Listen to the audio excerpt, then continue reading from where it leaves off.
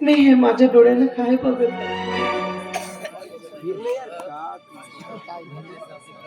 बाबाजी तर मला का समजलं नाही का असं माझ्याशी वागलं काय क्या गरीब मुलीशी तुम्ही छेड केला हे सारं माहित असून सुद्धा तुम्हाला काय क्या गरीब मुलीचा तुम्ही संसार उद्ध्वस्त केला हे सारं काही मामाजीला विचारल्याशिवाय राहिलं नाही मामाजी मला तुम्हाला एक विचारायचंय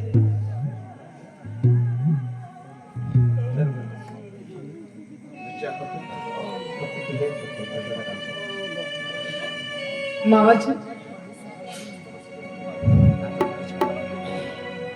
मामाजी मी गरीब घरची मुलगी होती आणि मी जेव्हा लहान होते ना तेव्हा माझे आई वडील मरण पावले आणि कधीच मी आई वडिलांचं सुद्धा सुख बघितले नाही जेव्हा माझं लग्न झालं ना तेव्हा मी नवऱ्याच्या घरी गेला मी नवऱ्याचं सुद्धा सुख बघित पण मला सुख बघायला नाही भेटते बाबाजी आणि तुम्ही एका गरीब मुलीला तुम्ही का छेडलं का त्यांच्या बासी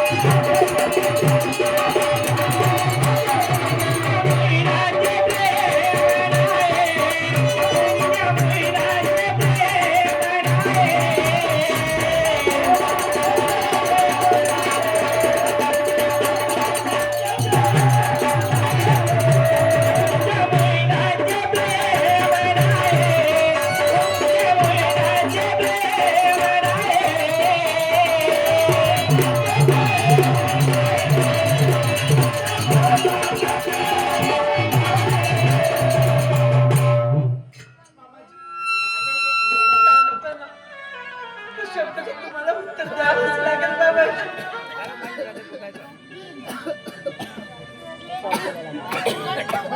हो मला अगं जगातला कोणता जरी बाप असलं समजा आणि त्याचा मुलगा बिघडला असेल मार्ग बदलला असेल तो चांगल्या मार्गावर यावं म्हणून त्याचे आई वडील प्रयत्न करत असतात आणि मी तेच केलं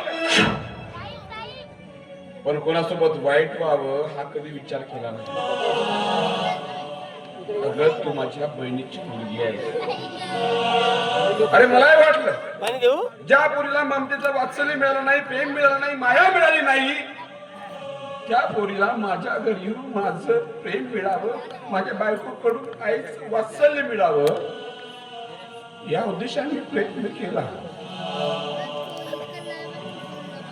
पण पुरी कधी कधी काय माहिती आहे आपण एक विचार करतो पण घरचं अलग वेगळंच मला वाटलं माझी बायको सुधारेल एक ना एक दिवस प्रकाशामध्ये येईल तुझा पोरगा कसा आहे काय आहे तुला माहित होईल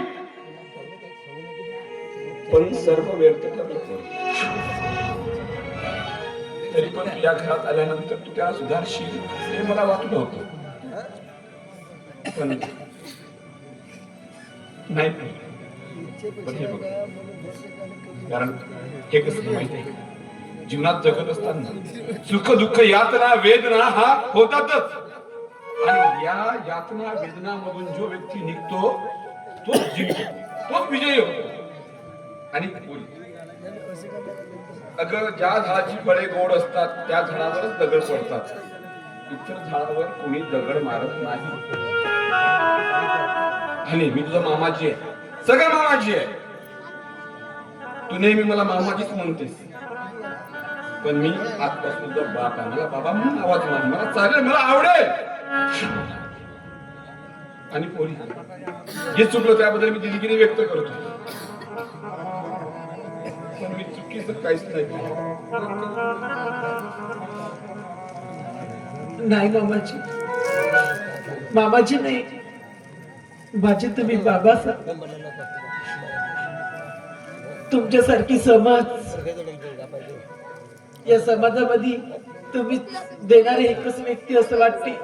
ह्या तुमच्या शब्दाला मी मान राखून ह्या घरामध्ये संसार करायला मी तयार आहे. आणि तुम्ही येतपर्यंत मी सर्व काही नीट ठेवी. बाबाजी, माझं काही चुकलं असेल काय चुकलं नाही, फक्त 20 दिवसासाठी मी दिल्लीला चाललो, येईपर्यंत थांबा. तिकडून आल्यानंतर मी सर्व काही बरोबर करतो. आणि एक लक्षात ठेव, जेव्हापर्यंत मी जिवंत आहे तेव्हापर्यंत तुझ्या केसाला धक्का लागणार नाही. पण यदा कदाचित मला जर मरण आलं त्यावेळेस तुझ्या साथीला मी राहणार नाही. जेव्हापर्यंत मी आहे ना त्यापर्यंत तुझ्या केसाला ऐकून धक्का लागणार नाही, हा माझं वचन आहे.